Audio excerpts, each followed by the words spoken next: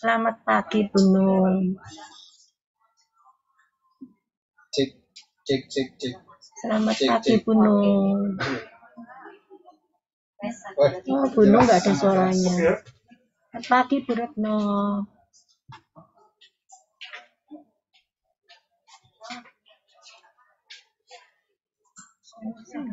Pak Jason, kamera 1 ya?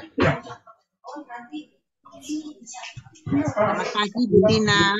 Selamat pagi, apa kabar? Puji Tuhan, sehat. Saya nggak hadir Iya. sound on saya karena mau jemput cucu Oh, iya. sekolah. Tugas negara, Bu Tina. Iya. Tugas untuk Ibu Retno. Selamat pagi, Bunung. Selamat pagi, Bu Tina. Selamat Iya. pagi, Gunung sehat. Puji Tuhan, Bu. Ya. Sehatnya orang tua ya. Iya. Paling kaki ini, Bu, yang sering dirasain. Iya. Lutut itu loh. Lutut, boyok. Kalau pinggang jarang, yang sering lutut, Bu, saya itu. Sama, saya juga gitu. Iya. Kalau udah duduk, berdiri, mau jalan harus berdiri. Bisa jauh-jauh. Harus hati-hati. Iya. Jangan sampai salah posisi. Iya. Itu yang Bu Retno gimana kaki itu?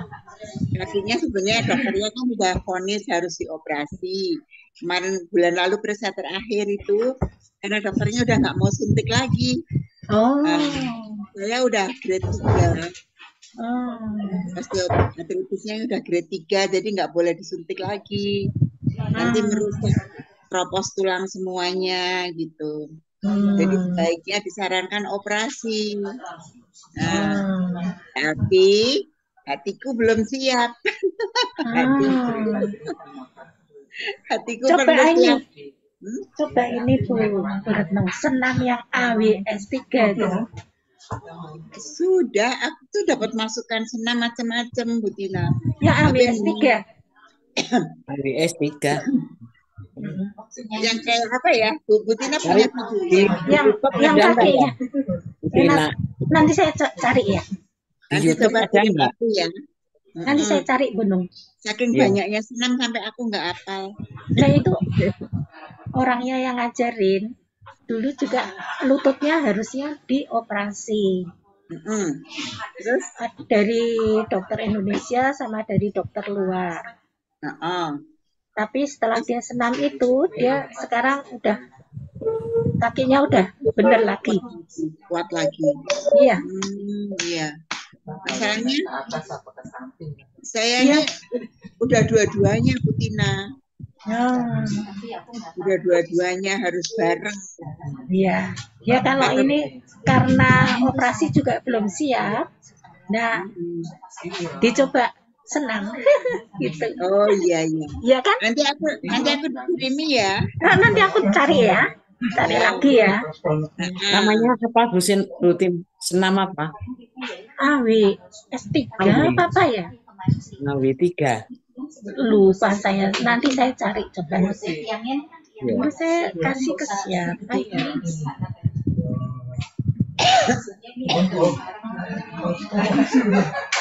Itu dicoba aja, Kak. Ya. Ini udah lebih jam 10 belum mulai ya Bu Tina? Ya ini mereka baru siap-siap kok. Oh. Nggak tahu kenapa. Bangun situ dulu ya. Betul, senam AWS 3. AWS. AWS 3.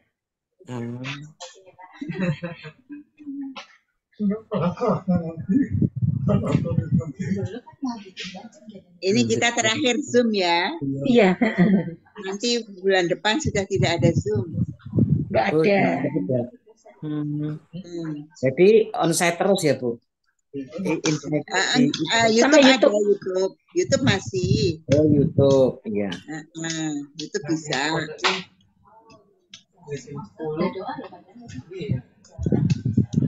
Oh iya, ini ada nih.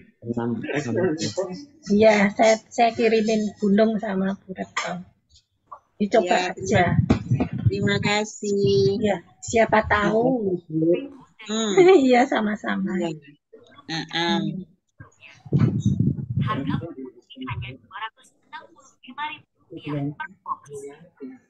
Cucu udah 3 bulan ya, Bu Tina? Oh, hampir 2 bulan. Oh, hampir 2 bulan ya? Iya. Oh. Bulan depan udah bisa tengkurap. Iya. Ini udah mau mulai. Saya Selamat pagi. mute ya. Yo. Bapak Ibu yang dikasihi Tuhan Yesus Kristus.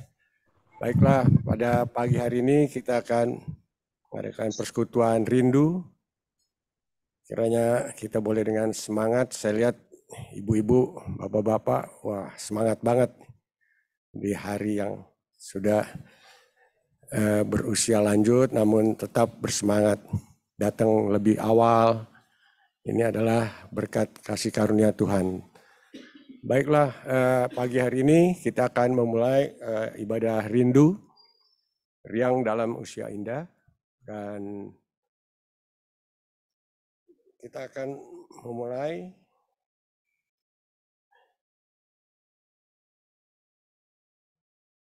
dengan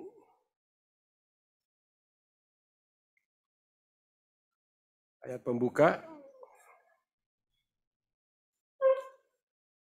yang akan dibacakan dari kitab Yohanes pasal 20 ayat 29.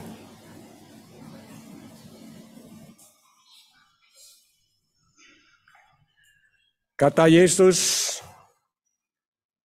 kepadanya, "Karena engkau telah melihat aku, engkau percaya. Berbahagialah mereka yang tidak melihat namun percaya."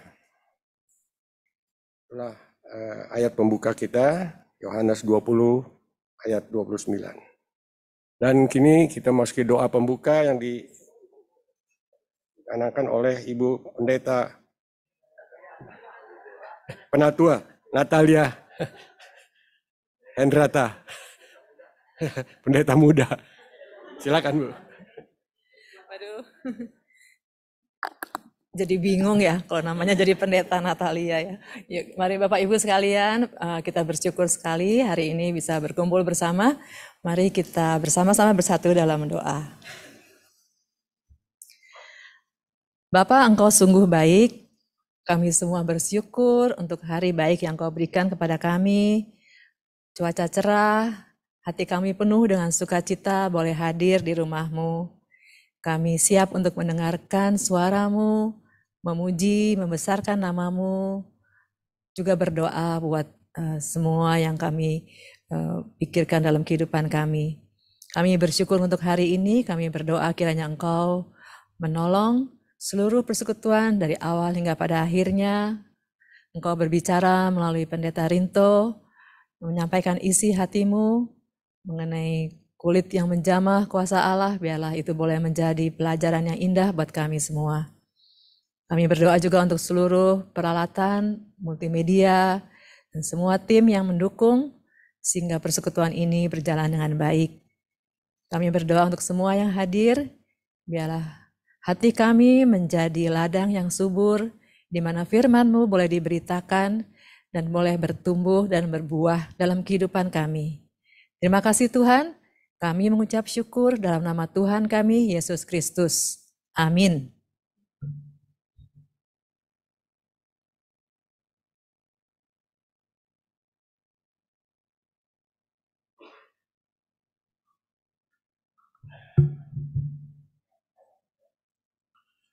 Kini kita memasuki ujian pembuka yang ditayangkan oleh Paduan Suara Immanuel. Kami persilakan Paduan Suara Immanuel.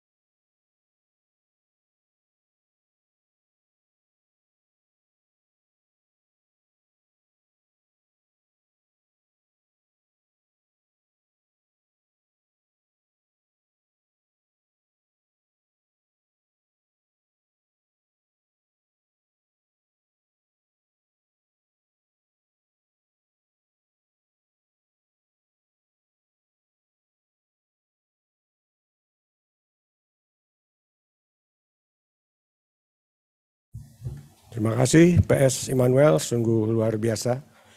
Cuse Muren, dia gembalaku. Wah, istimewa. Liriknya juga bagus sekali ya. Dia beri kekuatan sebab dia setia. Meskipun kita tidak setia, Tuhan Yesus tetap setia. Karena dia tidak bisa menyangkal dirinya. Dan dia beri keselamatan kepada kita semua.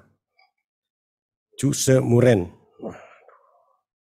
Baiklah, sekarang kita akan masuki pembacaan Mazmur yang akan dibacakan secara berbalas-balasan.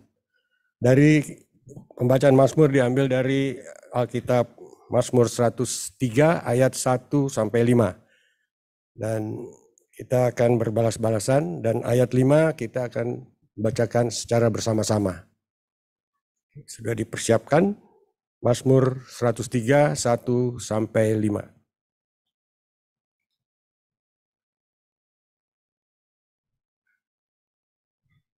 Tuhan penyayang dan pengasih. Pujilah Tuhan, hai jiwaku, pujilah namanya yang kudus, hai segenap batinku. Hai jiwaku, dan janganlah lupakan segala kebaikannya. Dia yang mengampuni segala kesalahanmu, yang menyembuhkan segala penyakitmu. Dia yang menyelamatkan nyawamu dari lubang kubur, yang memahkotai engkau dengan kasih setia dan rahmat. Sama-sama. Dia yang memuaskan hasratmu dengan kebaikan, sehingga masa mudamu menjadi baru seperti Raja Wali. Demikianlah pembacaan firman pembacaan Mazmur pada pagi hari ini. Dan ini kita akan memasuki pujian, menaikkan satu pujian dari PKJ 138. Setiamu Tuhan, tiada taranya. Kami persilakan.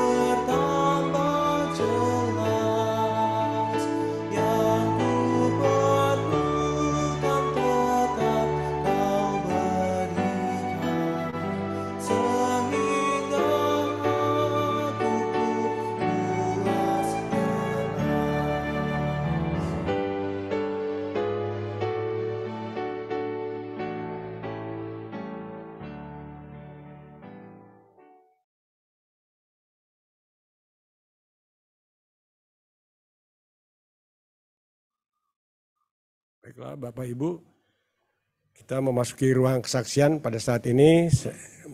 Baik, kiranya ada yang mempunyai kesaksian untuk di-sharingkan kepada kita bersama, baik yang ada di gedung gereja maupun yang dalam online, YouTube atau Zoom. Kami persilakan untuk memberikan sharingnya dalam kesaksian. Baik, Pak. Silakan, Pak.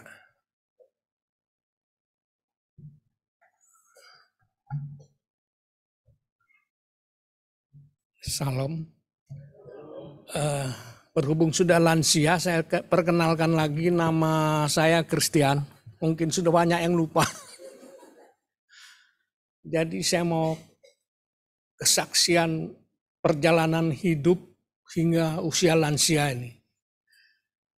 Tahun 2004, seorang anak SMA tinggalnya Pendeta Kiki itu lulus.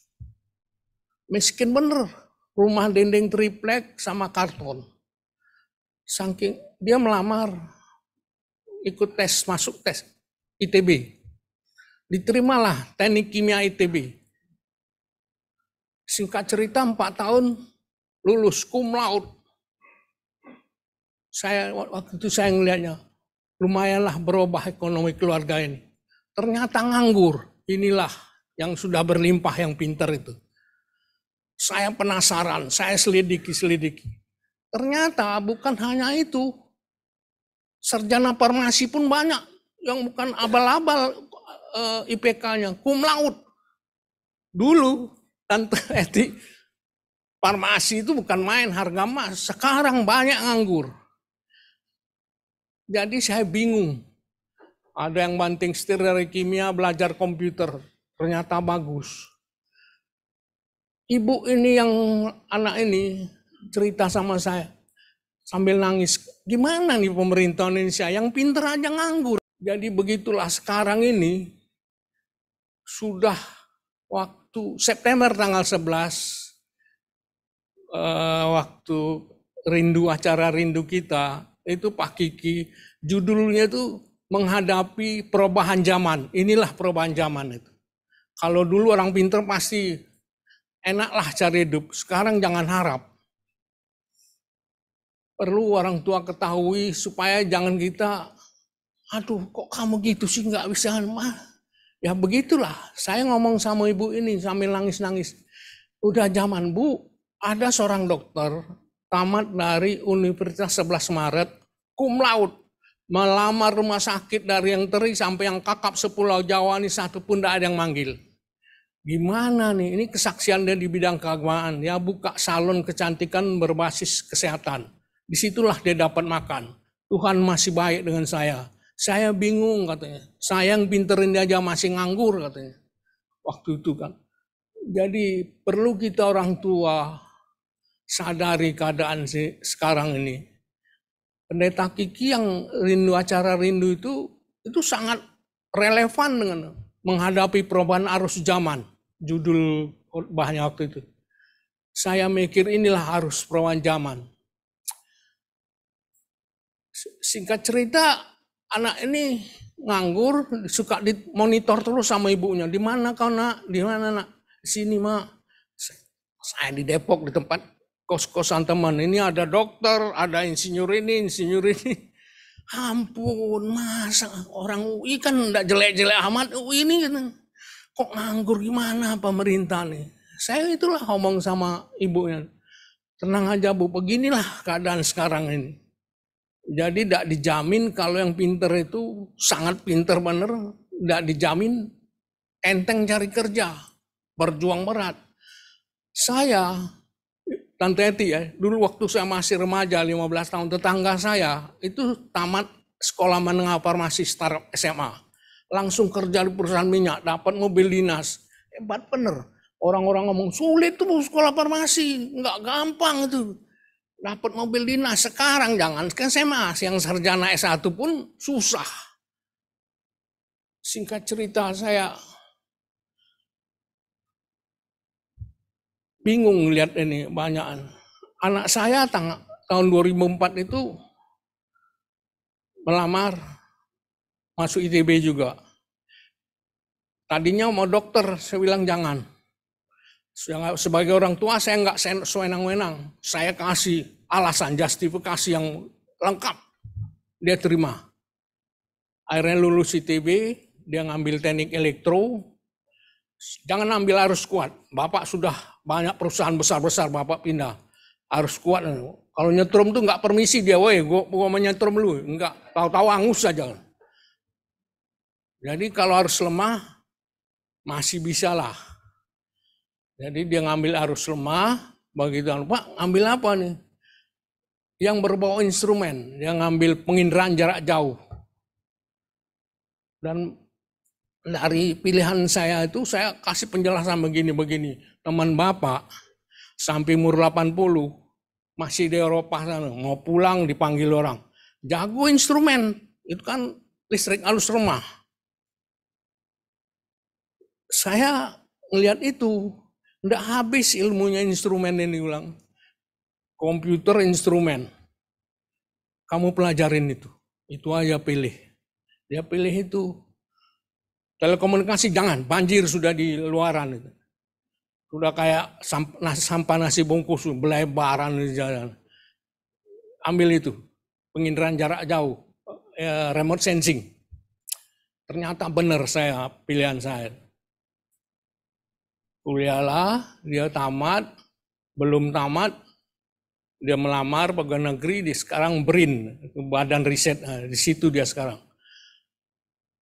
Dia dapat beasiswa dari pemerintah Australia di Melbourne, ngambil S2 sana, nyaris dia pulang. Karena waktu itu barusan meninggal 6 bulan, meninggal setahun lah, hampir setahun, ibunya meninggal. Pak, gua nggak tahan, ingat mama terus katanya. Gue pulang aja lah katanya. Jangan orang merebut beasiswa kamu mau pulang. Akhirnya saya ke Australia nemenin dia kuliah. Yang tidak pernah biasa masak, jadi masak. Belajar dari Google. Lucu saya lihat. Ini bapak-bapak yang tidak pernah belajar. Saya bikin rendang gimana. Kebetulan dari Indonesia saya bumbu-bumbu yang sudah jadi. Rupanya tempat tinggalnya, apartemen tinggal itu bekas orang Indonesia juga, masih banyak ada bumbu-bumbu tertinggal. Saya ambilin lah itu pakai. Situlah dia belajar, dia pulang ke Indonesia, habis belajar aja, ngambil ilmu komputer di UI, S3 doktor. Karena COVID jadi tertunda 2 tahun COVID, 2 dosennya profesor meninggal. Jadi pengalaman-pengalaman ini sangat berguna untuk kita orang tua terhadap anak kita, cucu kita. Kita sebagai orang tua, nenek, kakek dari cucu kita, kalau dia tamat SMA, kasih gambaran pengalaman-pengalaman kita yang mungkin bermanfaat. Macam inilah. Anaknya pinter, kata Tom. Pinter anaknya, Pak. Saya tahu. Kenapa dia ngambil jurusan Jepang? Nggak tahu. Itu orang tuanya. Jadi sebagai orang tua, kita tidak bisa melepaskan. Ada banyak, tergantung dulu anaknya di mana.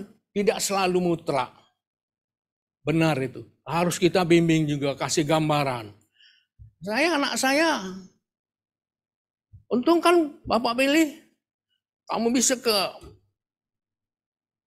Melbourne berapa tahun. Dia karena sering diundang dari Melbourne tuh sering diundang-undang, jadi ilmunya makin padat. Sering ke Taiwan, ke India.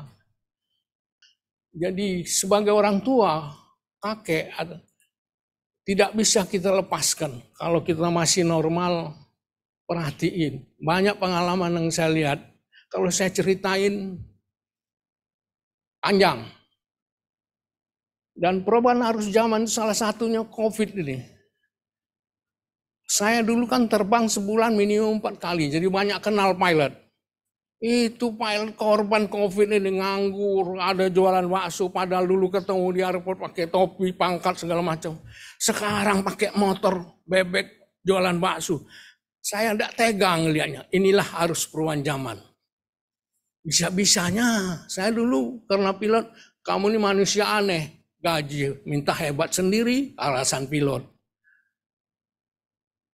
Jadi saya melihat perubahan arus zaman ini, kita harus pinter-pinter. Inilah kita sebagai kakek, orang tua, bisa membaca situasi. Tidak, biarin aja lah, jangan gitu.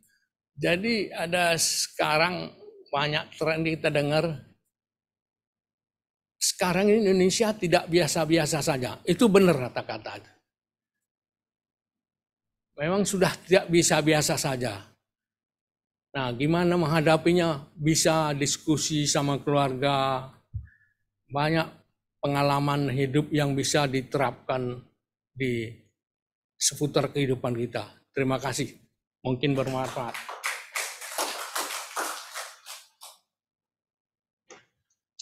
Bu Teni, apa mau kesaksian?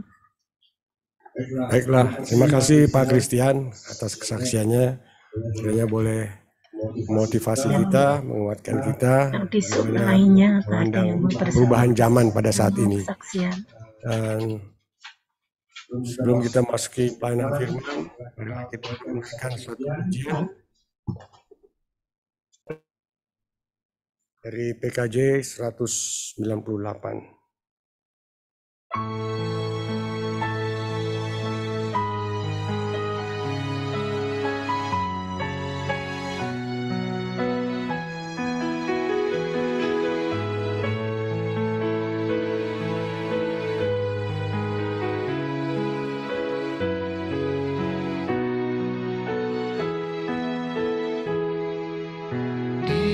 Hatiku ya Yesus, Tuhan bersabdalah,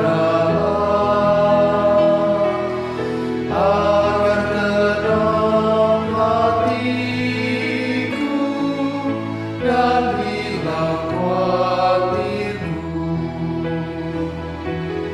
Di hatiku ya di hatiku, Tuhan bersabdalah,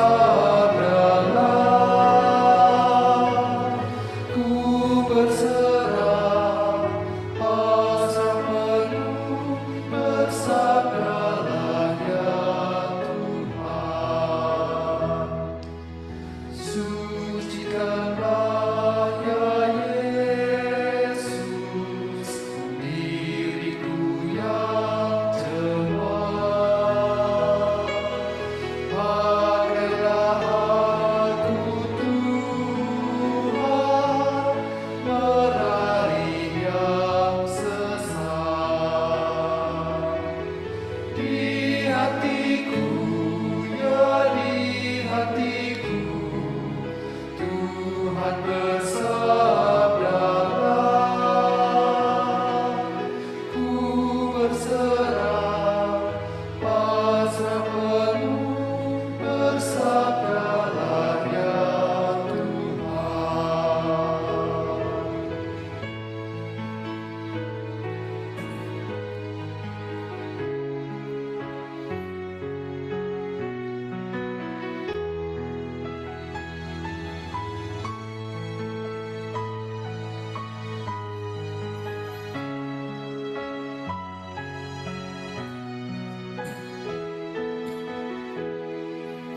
hatiku ini Yesus, bukan milikku, namun hidupku kini adalah milikmu. Di hatiku ya di hatiku, Tuhan bersabdalah, ku berserah, pasrah penuh, bersabdalah ya Tuhan.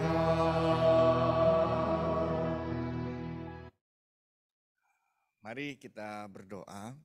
Tuhan Yesus, biarlah pada saat ini kami boleh kembali dikuatkan, diteguhkan untuk mendengar firman-Mu, dan firman itu yang selalu menyapa hidup kami dalam keseharian kami, dalam hari-hari kami, di dalam waktu yang Tuhan berikan pada kami.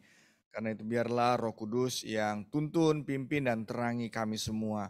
Dalam nama-Mu Tuhan Yesus kami berdoa memohon pertolongan.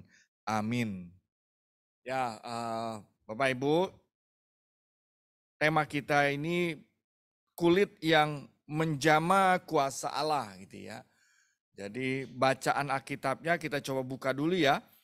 Dari Markus pasal 5 ayat 23 sampai 34 gitu ya.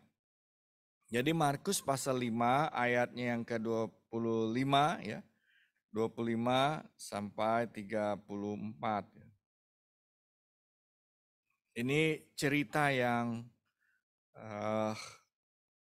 kita mungkin sudah dengar ya, sudah baca, bisa sekali, 2 kali seperti itu. Dan bahkan mungkin berkali-kali. Markus pasal 5 ya, ayat 25 sampai dengan ayatnya yang ke-34. Saya baca ya Bapak Ibu semua.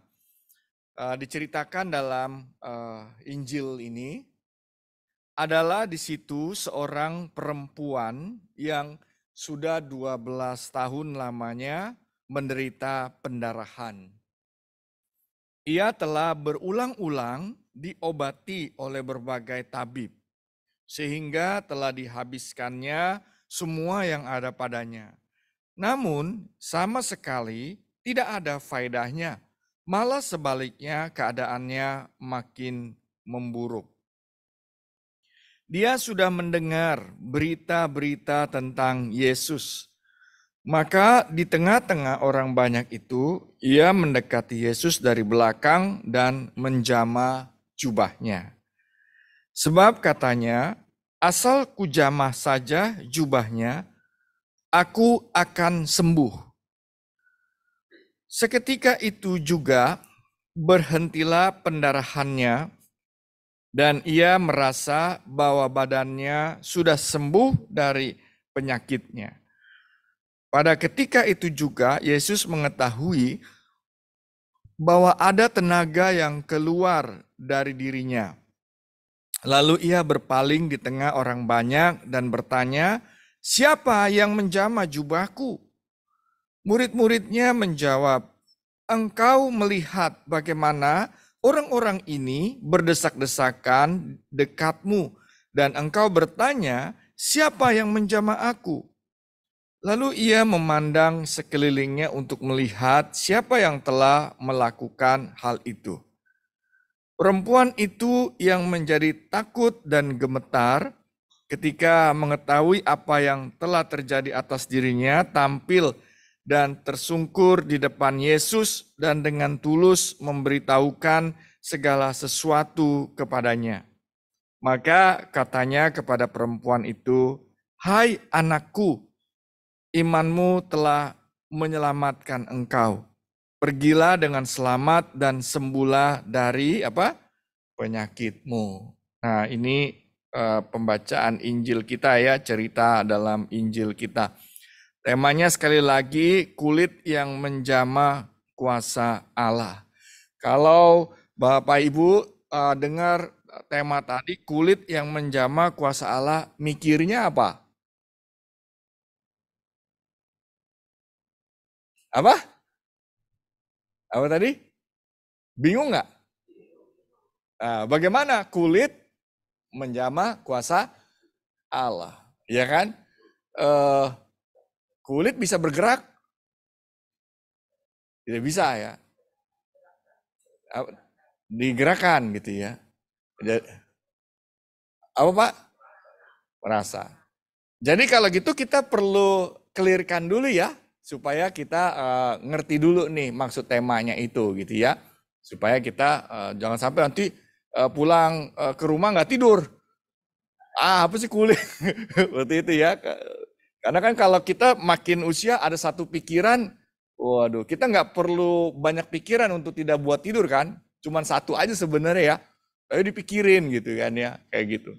Nah, jadi gini, kita memahaminya begini. Jadi kulit ya itu berbicara tentang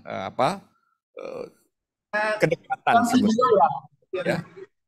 Kan ada menjamah itu ya. Menjamah berarti ada sentuhan. Kulit kita ini kan penuh dengan saraf ya. Ya, jadi kalau misalnya untuk menyentuh ya, maka itu butuh jauh atau dekat? Dekat. Ya, kadangkala perkataan tidak perlu diucapkan. Ya. Kadangkala sebuah perjumpaan sentuhan kulit ya dengan kulit itu menguatkan ya. Misalnya ada orang sakit ya, kita kan kadang-kadang tidak bisa ngomong ya, mau ngomong apa gitu kan, tapi kita cuman pegang ya, tetapi itu sudah berkata banyak bagi diri kita dan orang lain. Jadi kulit itu mau menggambarkan ya, kulit yang mau menggambarkan tentang apa? Tentang sebuah kedekatan. Ya, kedekatan yang terasa. Jadi bukan dekat seperti ini aja nih. Saya sama Bapak Ibu yang depan kan dekat. Ya, tetapi kedekatan yang intim. Jadi sentuhan ya, itu bicara tentang kedekatan yang intim seperti itu. Nah, jadi kalau kita menggambarkan bahasa jelas penjelasannya, tema kita ini mau bicara keintiman yang menjamah kuasa Allah. Jadi bicara keintimannya ya yang menjamah kuasa Allah. Nah, nggak ada orang kulit ketemu kulit itu jauh gitu. Pasti harus dekat ya. Keintiman itu. Jadi ada satu kedekatan yang sangat ya, yang bersentuhan, dan itu yang kemudian menjamah kuasa Allah. Nah, itu udah jelas ya. Jadi nanti pulang bisa tidur. Ya, seperti itu. Ya. Nah, lalu sekarang kita mau belajar tentang keintiman yang menjamah kuasa Allah ini itu gimana gitu ya. Dari cerita si perempuan yang pendarahan 12 tahun. Nah, ini menarik ya. Coba kita cek dulu Alkitabnya ya. Kita sama-sama lihat, kita cek ya. Cerita Injilnya punya gambaran. Adalah di situ seorang perempuan yang sudah 12 tahun lamanya menderita pendarahan. 12 tahun ya. Artinya panjang atau pendek. Kenapa bilang panjang? Kan belum 30. Apa? Ya, karena bertahun-tahun. Kenapa ini dibilang panjang? Kan bisa aja orang bilang 40 tahun itu lebih panjang dari 12. Betul. Karena menderita. Jadi panjangnya penderitaan itu bukan karena waktu, tapi karena penderitaan. 1 menit juga jadi lama atau cepat? Lama. Karena penderitaan. Nah, penderitaan itu membuat hidup ini menjadi berat. Jadi bukan tentang waktunya. Misal ada orang sakit, udah berapa tahun sakit? Oh, setahun. Terus kita bilang apa? Oh, nggak apa-apa. Saya udah 3 tahun. Lain gitu. Mungkin kita bilang nggak apa-apa karena kita 3 tahun sudah kuat.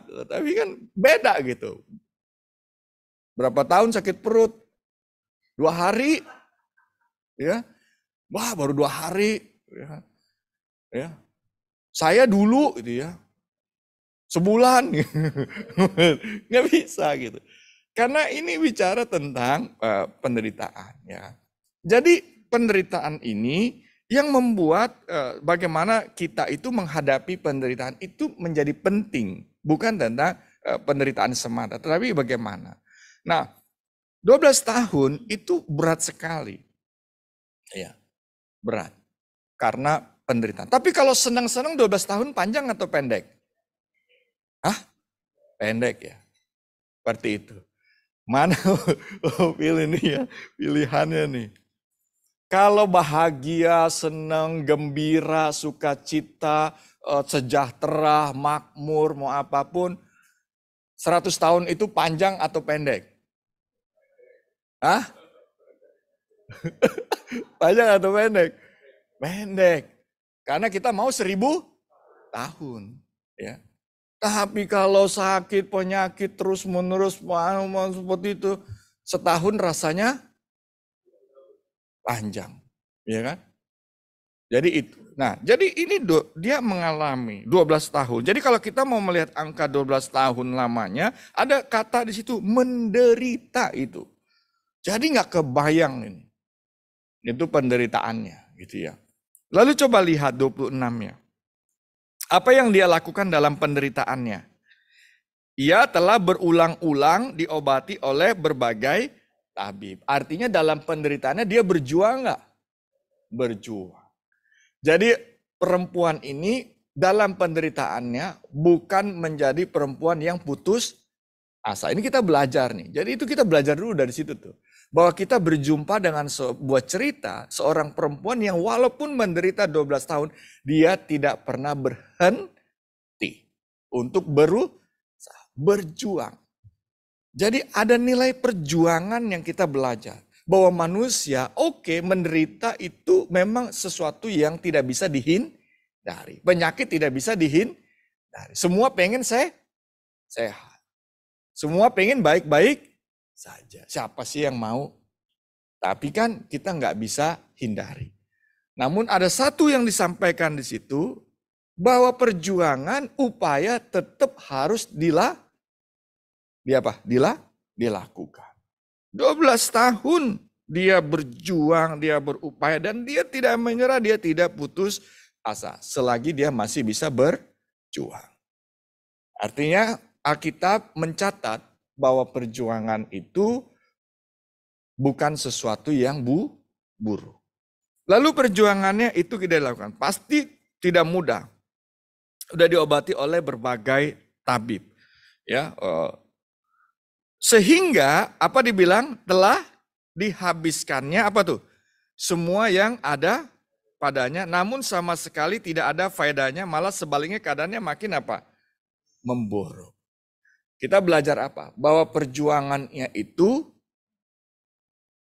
telah apa? Menghabiskan seluruh yang ada padanya. Apa artinya?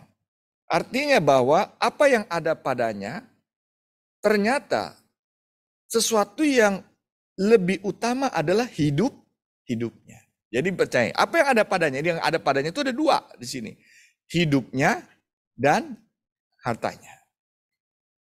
Jadi di antara dua ini, perempuan ini diceritakan bahwa hidup jauh lebih utama bagi dia daripada apa yang ada padanya. Dan ini manusiawi enggak? Manusiawi. Dia berjuang dengan apa yang ada padanya. Tetapi berita buruknya adalah semua menjadi sia-sia. Tapi apakah Alkitab bilang bahasanya sia-sia? Tidak. Alkitab tidak membilang sia-sia. Tetapi Alkitab bilang bahwa keadaannya makin memburuk. Jadi udah buruk, semakin buruk. Nah, di sini titiknya. Jadi perempuan itu sampai pada titik nadir. Sekarang dia mau berjuang dengan apa lagi? Sudah tidak ada. Ini nih, kita mau masuk di situ. 12 tahun dia bisa berjuang karena dia masih memiliki apa yang ada padanya. Tetapi keadaan semakin memburuk. Pertanyaannya, lalu dengan apakah aku harus berjuang? Seringkali kita ada dalam situasi ini enggak? Seringkali kita bisa masuk dalam situasi seperti ini.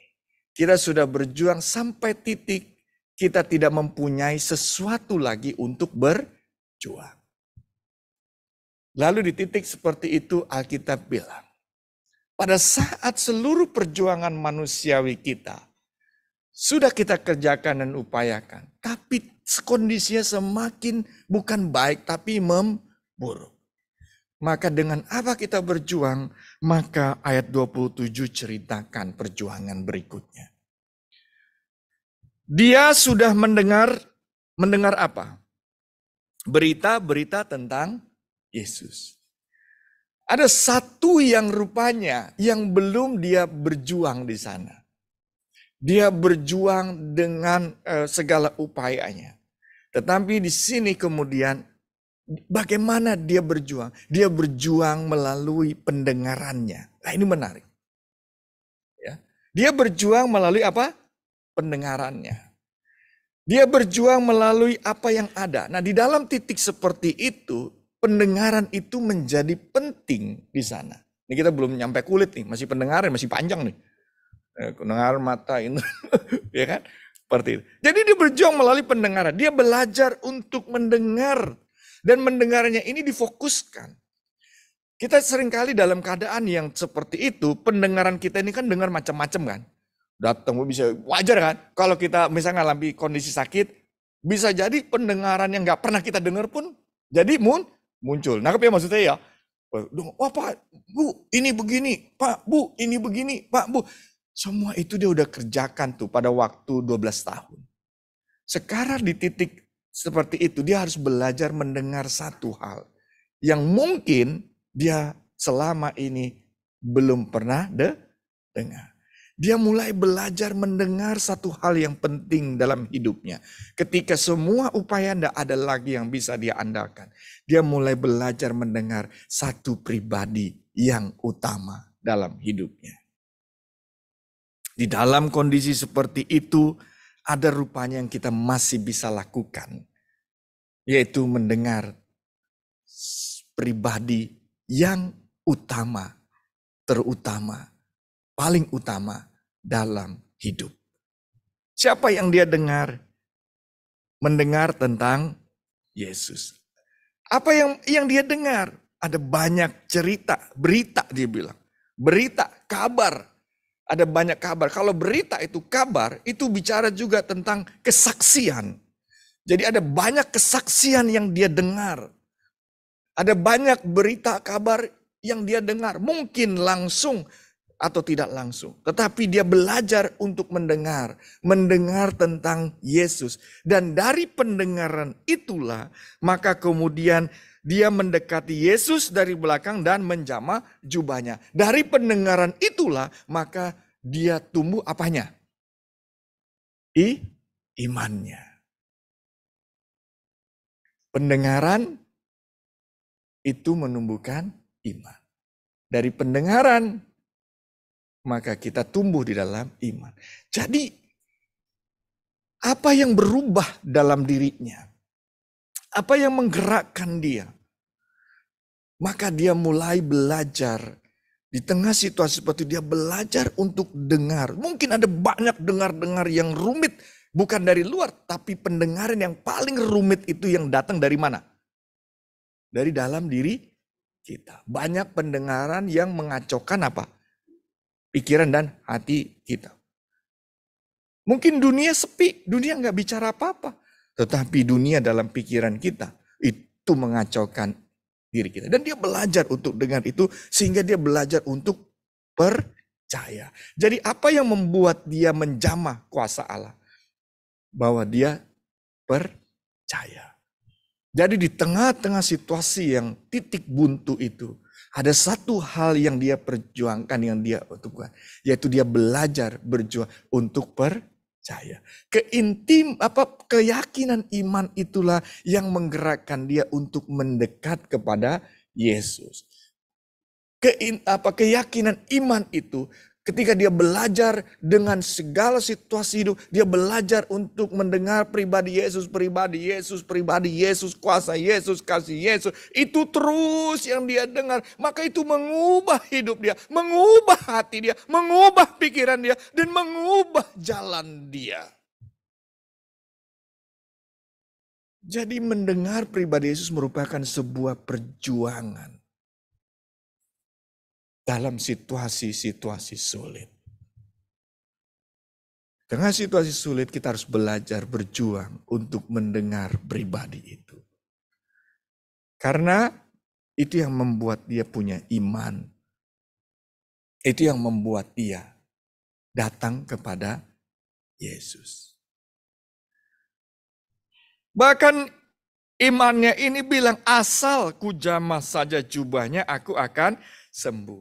Asal ku sentuh. Kulitku menyentuh apa? Jubah. Asal aku menjamahnya. Aku datang padanya. Ada sebuah gerakan keintiman. Aku pingin intim, pingin dekat dengannya. Kalau aku dekat dengannya, aku percaya Tuhan Yesus punya kuasa. Jadi keintiman itu merupakan buah dari iman.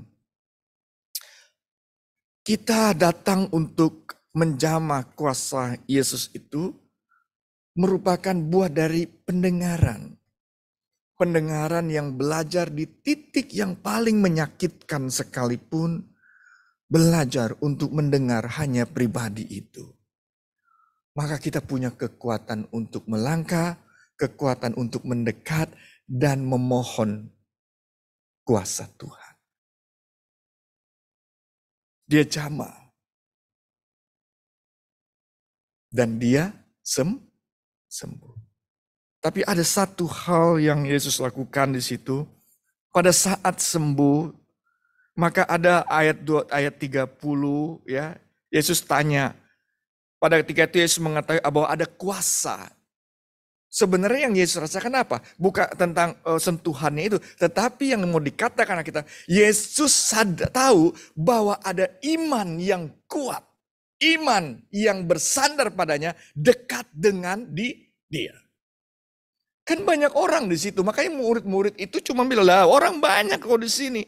Jadi ada begitu banyak orang dekat, tetapi Yesus melihat, merasakan bahwa banyaknya orang, tetapi tidak memiliki iman yang dekat dengan dia. Yang Yesus rasakan iman itu. Bukan tentang kedekatan fisiknya. Banyak orang datang, tapi Yesus gak rasakan iman yang datang pada dia. Jadi fisik boleh datang, fisik boleh dekat, tetapi yang Yesus rasakan apa? Imannya.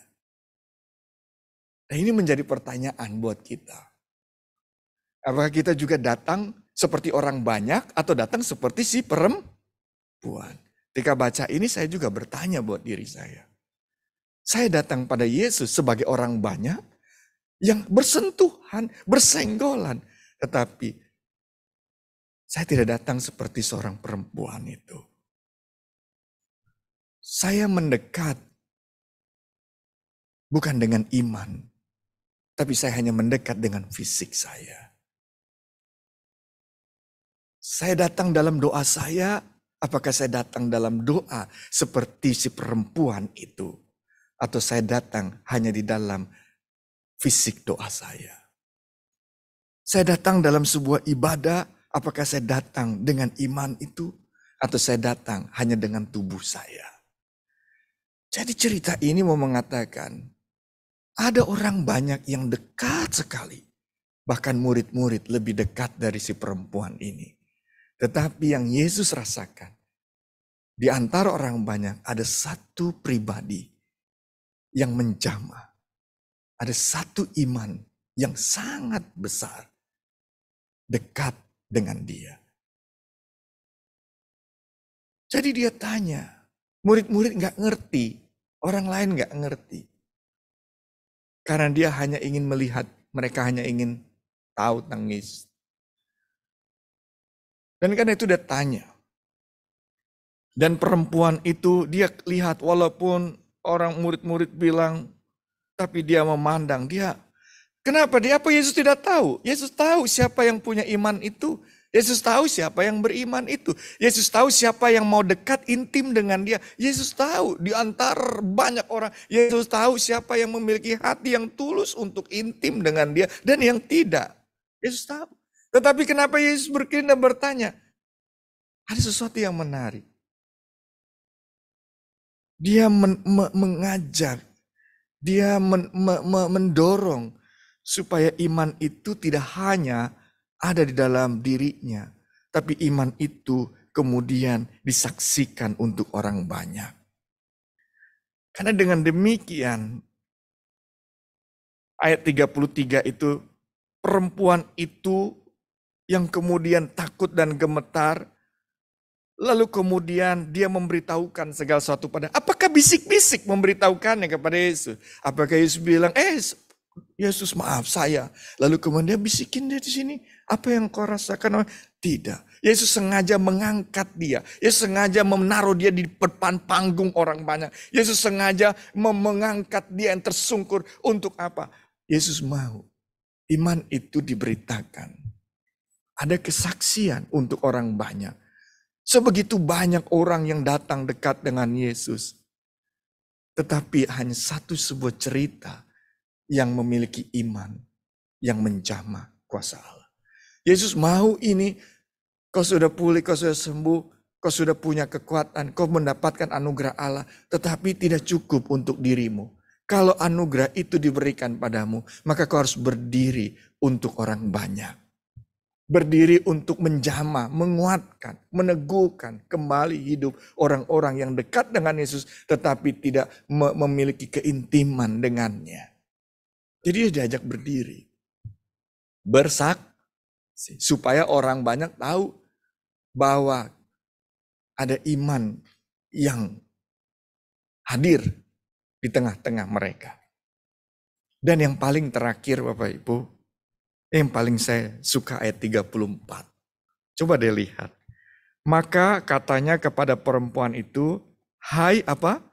Anakku, imanmu telah menyelamatkan engkau, pergilah dengan selamat dan sembuhlah dari penyakitmu. Yang paling menarik bagi Bapak Ibu, bagian atas atau bagian bawah?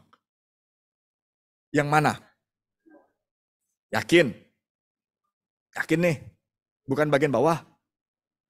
Dan sembuhlah dari penyakitmu. Bagian itu atau bagian hai anakku? Yakin? Benar? Serius? Kalau hai anakku tanpa bagian bawah?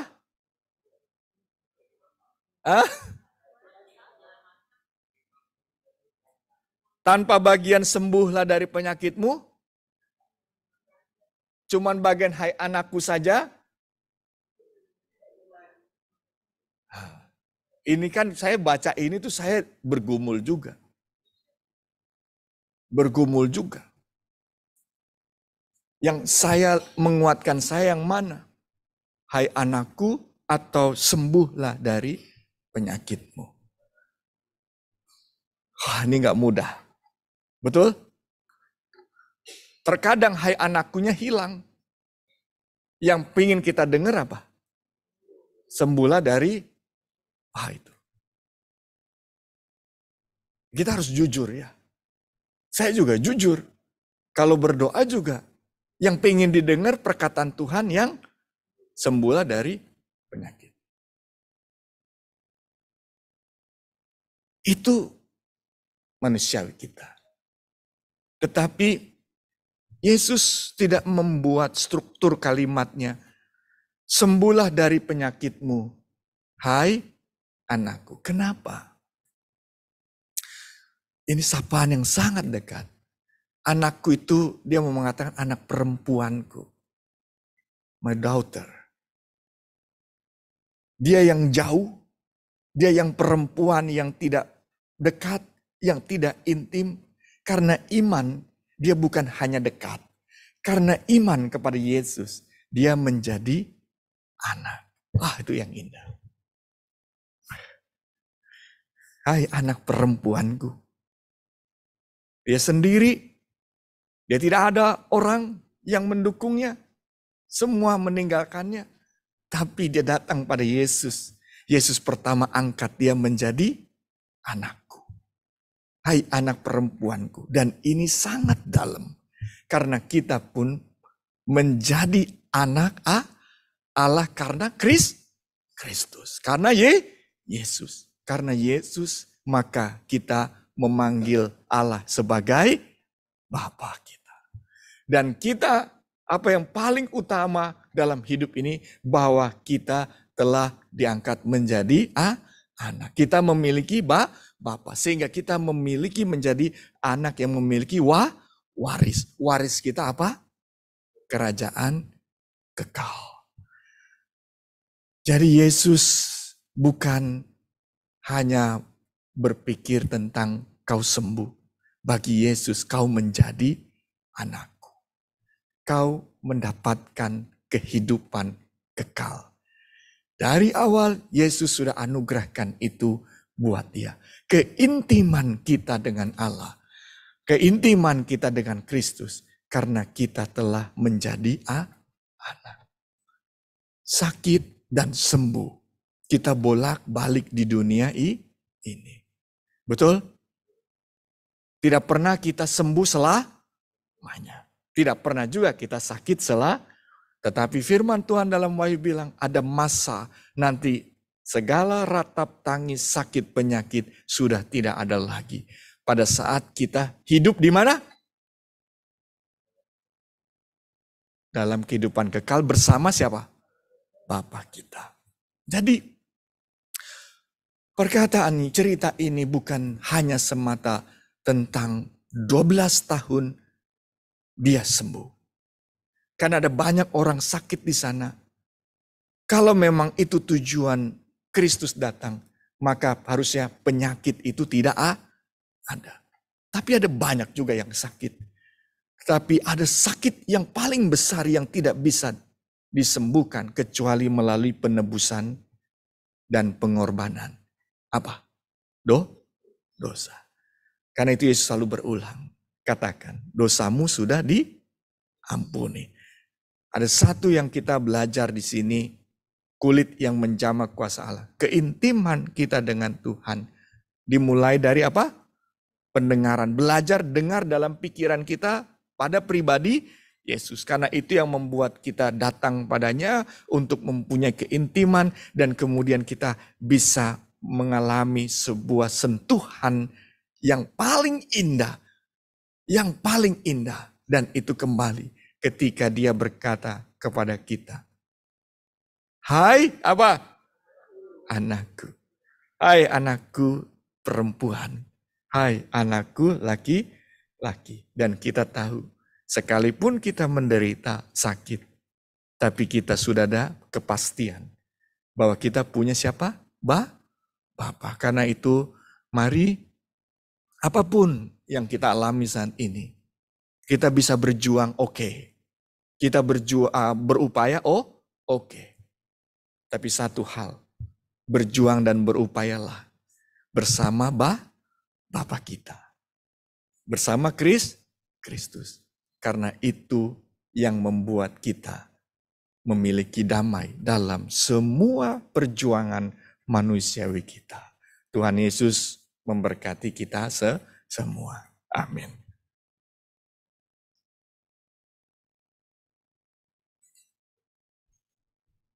Kita doa, Bapak Ibu boleh berdoa ya.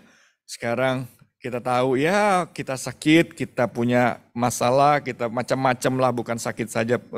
Tapi sekarang kita mau bilang sama Tuhan, Tuhan terima kasih karena Engkau menjadikanku apa? Anak. Jadi dengarkan sapaan Bapa, hai anakku. Dan kita bilang terima kasih Tuhan untuk semua itu. Mari kita berdoa.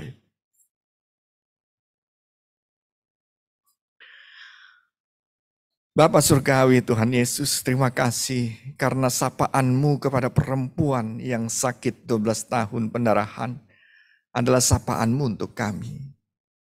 Kami berdoa buat semua kami yang memiliki saat ini hati yang bergumul.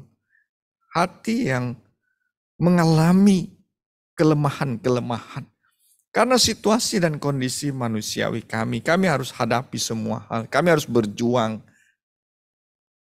Tapi satu hal, biarlah perjuangan ini bukan membawa kami jauh daripadamu Tuhan. Tapi perjuangan ini membuat kami kembali untuk mendengar pribadi. Yaitu Engkau, Tuhan Yesus, Juru Selamat kami. Biarlah perjuangan ini membawa kami justru semakin dekat dengan Engkau. Dan kemudian kami boleh datang untuk mempunyai keintiman. Sehingga Engkau boleh melihat kami menjadi pribadi yang bukan berjuang dalam kemanusiaan, tetapi mendekat, berjuang untuk dekat dan intim dalam iman kami kepada-Mu Tuhan. Terima kasih Tuhan, karena dalam perjuangan ini Engkau hadir, Engkau ada dan selalu menyapa kami. Dan karena itu biarlah apapun yang kami sedang alami saat ini, kami belajar untuk buka hati kami, buka telinga untuk selalu dengar sapaan-Mu kepada kami. Kau jadikan kami anak, pewaris-pewaris kerajaan Allah. Dalam kasih karunia dan penebusan yang Kau berikan, supaya kami tahu bahwa penebusan ini bukan sebuah cerita, penebusan dan pengorbanan Kristus kayu salib bukan sebuah dongeng, bukan sebuah kisah, tetapi itu nyata dalam hidup kami, sehingga kami tahu apa yang terpenting, terutama dalam hidup kami, yaitu kami menjadi anak yang menjadi pewaris kerajaan surga. Bapa surgawi Tuhan Yesus, kami juga pada saat ini mau berdoa.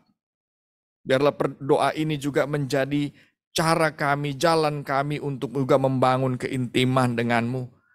Kami mau berdoa untuk sahabat-sahabat kami.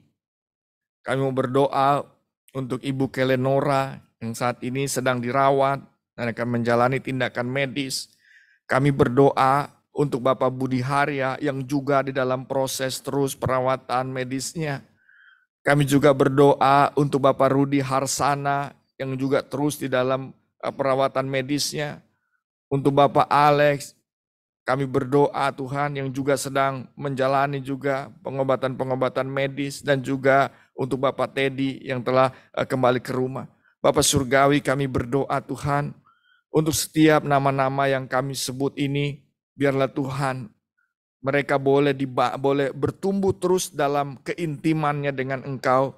Imannya Tuhan teguhkan mereka, sehingga di dalam pergumulan dan perjuangan manusiawi, maka dia dikuatkan pertama-tama dalam imannya, karena dalam iman itu mereka boleh memiliki damai sejahtera untuk boleh mendekat terus dan mengalami pertolongan dan kasih Tuhan. Tuhan Yesus memberkati. Kami juga berdoa untuk para usia indah di GKI Taman Aries, para sahabat-sahabat rindu. Tuhan berkati setiap kami, setiap ibu bapak semua, baik yang hadir maupun yang di YouTube, yang di rumah. Tuhan berkati mereka dalam perjuangan apapun yang saat ini mereka sedang berjuangkan. Tuhan berkati semua, beri kekuatan mereka, beri damai sejahtera. Biarlah sapaan Tuhan selalu kuatkan mereka pada saat mereka lemah. Mereka dengar kembali firman Tuhan yang mengatakan pada diri mereka, diri kami semua, hai anakku, sehingga mereka selalu mendapatkan penguatan dan anugerah yang membuat mereka terus boleh berdiri bersama dengan Tuhan, berjalan bersama Tuhan, setia di dalam Kristus. Tuhan berkati semuanya. Kami juga berdoa untuk masa raya Paskah, untuk semua persiapan panitia Paskah dan juga perjalanan ibadah-ibadah yang kami lakukan dalam minggu-minggu Prapaskah ini, juga untuk pelayanan-pelayanan kasih yang sedang disiapkan dan juga sedang dijalani oleh panitia Paskah. Biarlah Tuhan boleh menolong, memberkati semua itu, keterlibatan umat di dalamnya.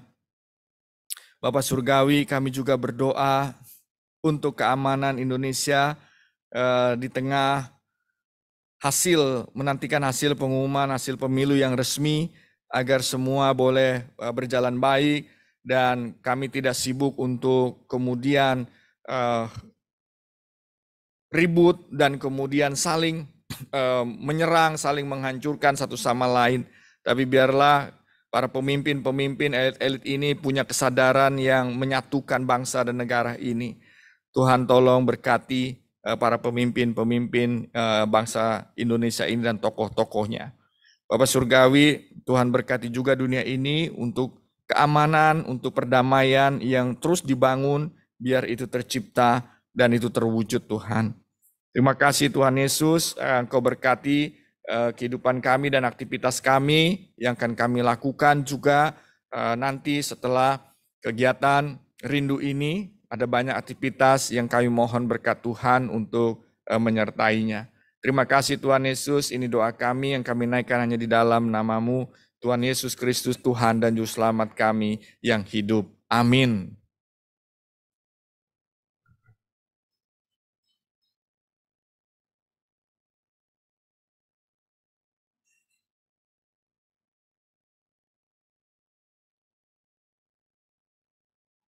Baiklah, terima kasih Pak Pendeta Rinto dengan penjelasan. Memang dari semalam sampai tadi pagi saya juga bergumul Pak dengan temanya Pak, kulit yang menjamah kuasa Allah. Ternyata sekarang udah terkuak dengan penjelasan yang sangat rinci dari Pak Rinto.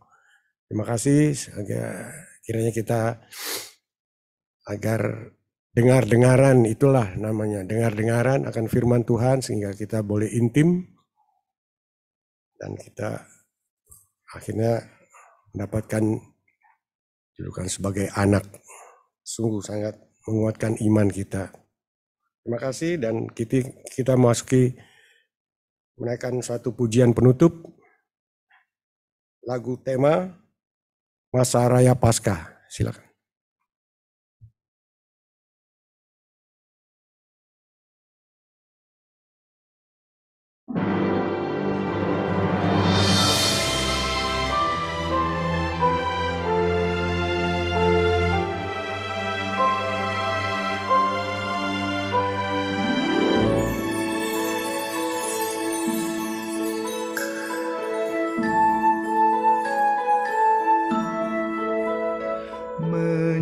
Menyusuplah dosa telah merusak kehidupan, mengubah dunia berselimut kegelapan. Manusia fana diraih dan dipulihkan, hidup di dalam terang oleh kasih Yesus Tuhan. Teruslah berkarya, Tuhan sudah buka jalan, tataplah ke depan, Ia jamin kehidupan. Pergilah, wartakan berita keselamatan, nyatakan cinta kasih-Nya bagi semesta.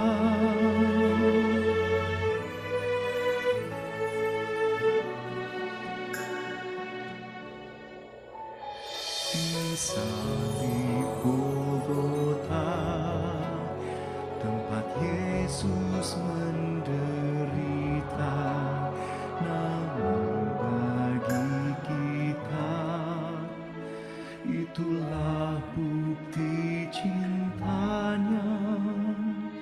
Saat penuh tanya, bimbang dan ragu menerpa, tetaplah kau percaya, anugerahnya selalu nyata. Teruslah berkarya, Tuhan sudah buka jalan, tataplah ke depan, Ia jamin kehidupan. Pergilah, wartakan berita keselamatan, nyatakan cinta kasih-Nya bagi semesta.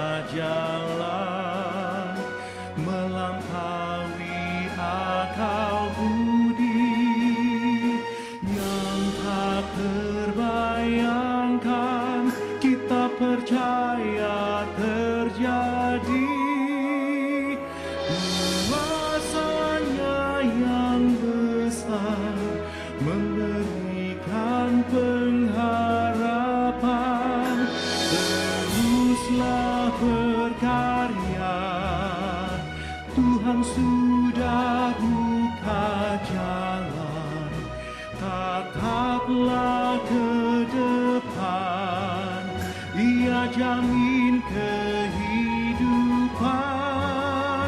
Pergilah, wartakan berita keselamatan, nyatakan cinta kasih-Nya bagi semesta.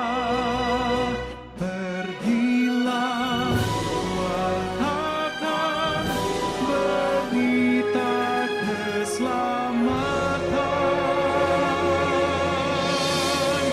nyatakan cinta kasih-Nya bagi semesta.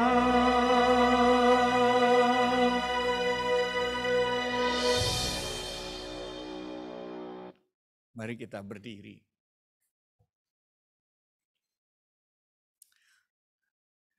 Terima kasih Tuhan Yesus untuk persekutuan Sinda dari awal hingga akhirnya. Biar semua Tuhan berkati untuk memberkati kami lewat pujian, doa, kesaksian, kebersamaan, dan juga firman-Mu. Dan kini kami boleh mengakhirinya dan memohon berkat Tuhan yang tercurah untuk kami. Bapak Ibu, mari terimalah berkat Tuhan. Kasih karunia, damai sejahtera, dan penyertaan yang dari Bapa Surgawi dalam Tuhan Yesus Kristus dan persekutuan Roh Kudus, kiranya selalu meneguhkan, menguatkan engkau, menopang engkau dalam segala situasi dunia ini, dalam segala pergumulan kemanusiaanmu. Disitulah engkau menjadi semakin intim, karena di dalam Kristus engkau telah diangkat menjadi anak. Biarlah damai sejahtera Tuhan dan kuasa-Nya menyertai-mu hari demi hari. Amin. Silakan duduk Bapak Ibu. Pada kita, persekutuan kita selesai, ada pengumuman, silakan.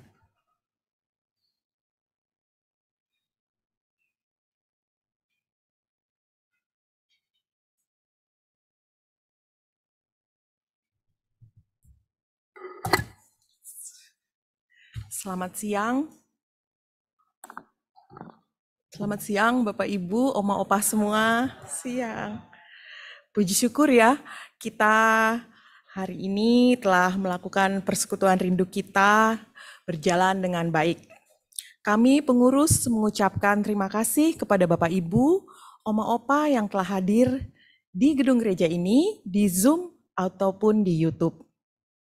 Kami juga berterima kasih kepada Pak Rinto yang sudah menyampaikan firman-Nya kepada kita pada hari ini, yang bisa menjadi teladan bagi kehidupan kita di hari-hari yang akan datang. Tugas kita tetap berjuang, tidak menyerah, tetap mendengar dan percaya kepada Yesus sebagai anak-anak-Nya. Kami juga pengurus berterima kasih kepada liturgos kita, Pak Pantun, untuk pelayanannya pada rindu hari ini, dan ditunggu untuk pelayanan berikutnya. Terima kasih juga kepada Penatua Natalia Hendrata yang sudah mendampingi kita pada hari ini. Kami juga berterima kasih untuk persembahan pujian nih dari Paduan Suara Immanuel. Cesemuren. Mesti belajar ini nih, yang adalah Dia Gembala. Selalu menjadi berkat buat kita ya Bapak Ibu, untuk pelayanannya. Dan juga Pak Bramono nih, terima kasih yang udah selalu setia dan sabar melatih Paduan Suara Immanuel. Terima kasih juga Pak Christian yang tadi telah memberikan kesaksian kepada kita. Terima kasih juga kepada tim multimedia hari ini. Ada Pak Jason, Bu Ermi, Bu Rahel, Bu Tina, Mas Imam, Mas Fajar, dan Mas Naldo. Jumlah kehadiran kita pada hari ini, di gedung gereja kita ada 54, di Zoom ada 6, YouTube 22, total kita semua 82. Semangat ya untuk minggu depan.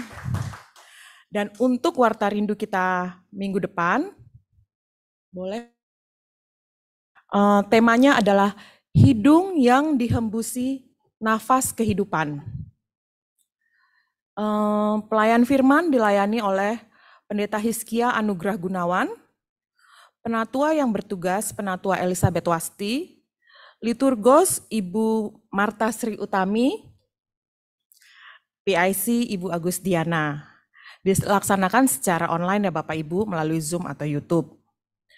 Dan untuk tanggal 22 Maret kita ada seminar kesehatan mata. Dan pembicaranya adalah Dr. Christian Gunawan, spesialis mata. Penatua yang melayani nanti adalah Penatua Indri Ibnu, Liturgos Ibu Erminiwati, dan PIC Ibu Sri Murti Yasmi atau Bu Mimi. Seminar mata ini dilaksanakan di gedung gereja kita dan dimulai pukul 9 ya Bapak Ibu, Oma Opa. Pukul 9, bukan pukul 10 seperti biasa. Kita jadi mulai lebih awal untuk seminar mata ini. Dan sehubungan dengan pengembangan Persekutuan Rindu on-site, maka mulai April 2024, Persekutuan Rindu hanya dilayankan atau disiarkan melalui YouTube. Ya Bapak Ibu ya, kita karena akan lebih fokus kepada Persekutuan Rindu yang di on-site. Demikian Bapak Ibu, Oma Opa Warta Usinda hari ini. Selanjutnya, ada lagi? Online? Ya, oh iya Bapak Ibu, untuk online tetap ya Bapak Ibu ya di bulan April. Ya kan? Yang hanya Zoom nanti yang tidak ada. Kalau hybrid Bapak Ibu. Nanti akan lebih ada keterangan lebih lanjut ya Bapak Ibu yang mengenai di bulan April. Sekarang demikianlah Bapak Ibu, Oma Opa Warta Usinda untuk hari ini. Selanjutnya kita dengarkan warta gereja yang disampaikan oleh Penatua Natalia. Persilakan.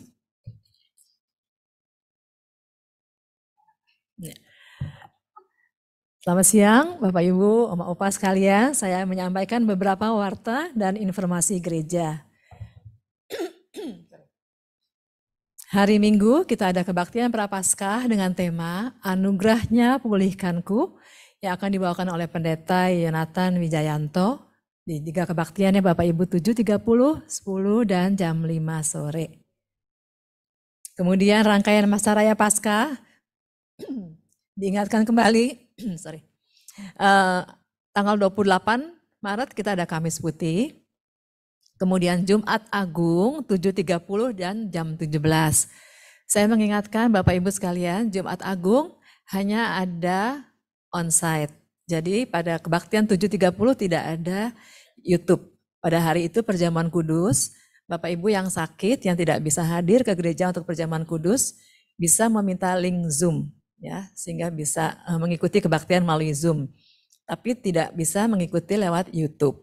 Ya, jadi itu Jumat Agung kita, kemudian Sabtu Sunyi jam 7, Minggu Paskah jam 5 pagi dan 5 sore. Jadi jangan salah ya Bapak Ibu semua, Minggu Paskah 5 pagi dan 5 sore. Ya itu.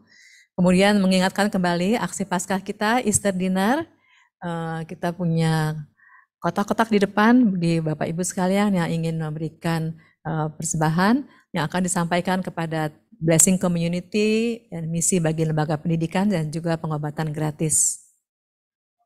Ya, saya rasa itu pengumuman dari Majelis Jemaat. Terima kasih.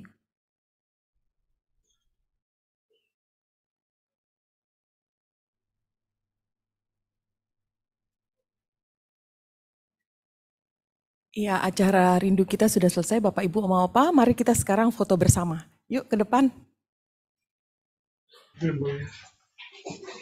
Yuk.